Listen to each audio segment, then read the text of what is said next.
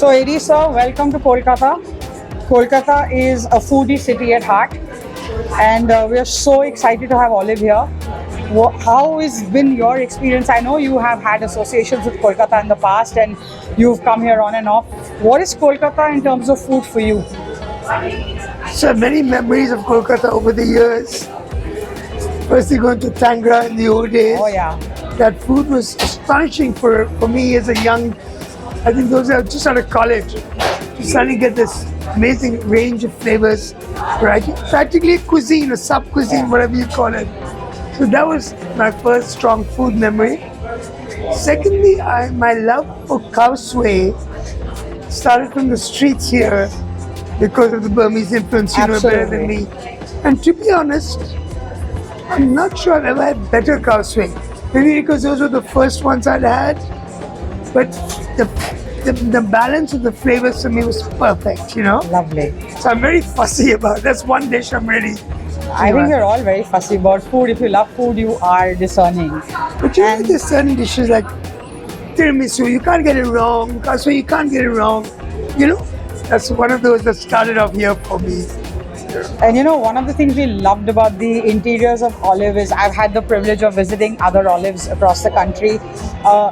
You've got the vibe of Olive down pat. I mean, the minute you walk in, it is Olive for sure. But it's also got its own distinctiveness, which is, I think, a homage to the city of joy.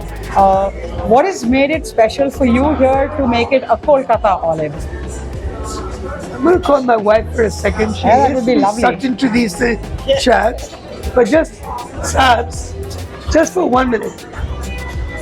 So we were just complimenting Edi sir about the fact that, you know, I've been going to Olive ever since I've worked in Gurgaon and being a Parsi, been frequenting Bombay all my life and going to both the places of course, there. And that's your birthplace. I was born in Calcutta though, in my defense. No, yes. True.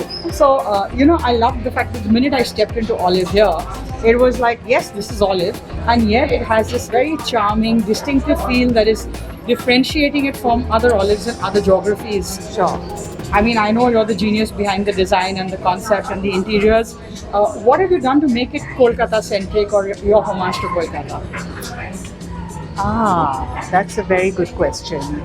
I think with Olive, what it is it's you know,